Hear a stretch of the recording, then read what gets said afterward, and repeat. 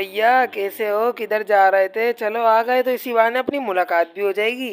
Anyways, welcome back हो गया तुम सबका स्टोरी टाइम के अंदर। अगर अभी तक तुमने भाई जी स्टोरी टाइम को सब्सक्राइब नहीं किया ना तो सब्सक्राइब कर लो और बेल आइकन को दबा दो। तो इसी के साथ शुरू करते हैं आज का अपना स्टोरी टाइम। दोस्तों, ये स्टोरी टाइम मेरा नहीं बल्कि ये जो मेरे साथ वीडियो में बैठा हुआ है ना मेरे सामने, लेकिन पता नहीं क्यों शर्मा रहा है वीडियो में आने में। बोल रहा है नहीं नहीं, मैंने बोला था तू कुछ सुना अपना स्टोरी टाइम तेरा। बोल रहा है नहीं तू सुना दे मेरे सामने, मेरे को शर्म आ रही है। मैंने बोला भाई क्यों शर्म आ रही है तेरे को?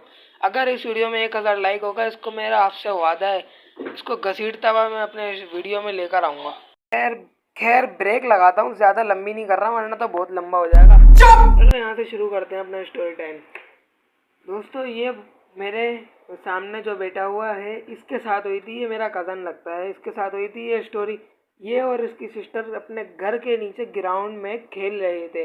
अचानक से इसकी सिस्टर, इसकी छोटी सिस्टर के बिल्कुल 2-3 कदम आके उनके सामने एक गमला आके गिरा, जिसमें प्लांट लगाने का गमला होता है ना, वो गमला आके गिरा नीचे।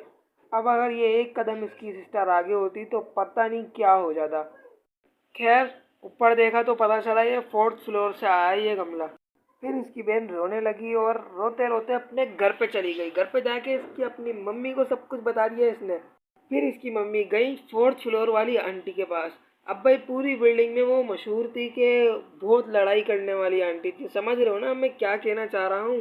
इसकी मम्मी जैसे ही उस आंटी के घर पे गई तो आंटी तो वो घर पे नहीं थी, लेकिन उनके घर वाले बच्चे घर पर मौजूद थे। तो उसकी अम्मी ने घर वालों से बोला भाई तुम क्या कर रहे हो नीचे? देख के अभी गैलरी में तुम लोगों ने नीचे क्या गमला फेंक, अगर वो इनके लग जाता तो फिर क्या हो जाता? तुम लोगों को अंदर आइडिया भी है? इसकी मम्मी थोड़ा चीख चाक के नीचे आ गई।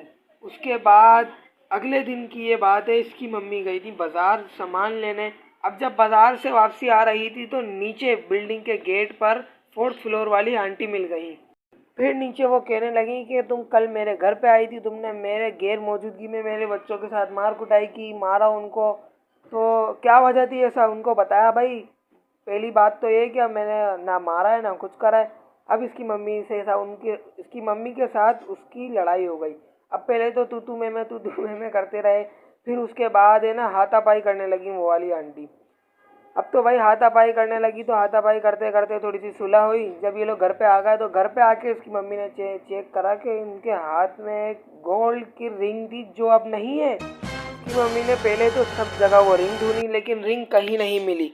वो रिंग नहीं मिली इसलिए उन लोगों ने बोला कि अब तो रिंग नहीं मिलती, एक दफ़ा चली गई तो अब कहाँ से मिलेगी वो। सुबह से रिंग ढूंढते ढूंढते रात हो गई। अब रात में एक इनके 5 फ्लोर वाले अंकल रहते थे, उन्होंने इनको बताया कि आपकी कोई चीज़ गुम तो नहीं हो गई? की मम्मी ने बोला हाँ हाँ ऐसे ऐसे मसला हुआ है, मेरी गोल्ड की रिंग गुम हो गई है। तो उन्होंने बताया जब आपकी नीचे लड़ाई हो रही थी तो मैं ऊपर से देख रहा था, लड़ाई के दौरान आपकी उंगली से रिंग नीचे गिरी। 2nd फ्लोर वाली आंटी ने वो आराम से अपने पाँव के नीचे दबाई और रिंग उठाई अपने पर्स में रख ली। अब लड़ाई के बाद सीधी सादी अपने घर चली गई। तो उन्होंने ये बात बता दी। अब हमको ये चीज़ पता थी कि रिंग आंटी के पास है 2nd फ्लोर वाली, लेकिन उनकी सीधा सीधा जाके चेकिंग तो नहीं कर सकते थे। उनको ये भी तो नहीं कह सकते थे कि भाई रिंग आपके पास है, रिंग दे दो हमारी। करना क्या, अब करना क्या था? सब घर वालों ने बनाया कि हम घर पर एक दावत करते हैं और दावत में सारी बिल्डिंग वालों को बुला लिया।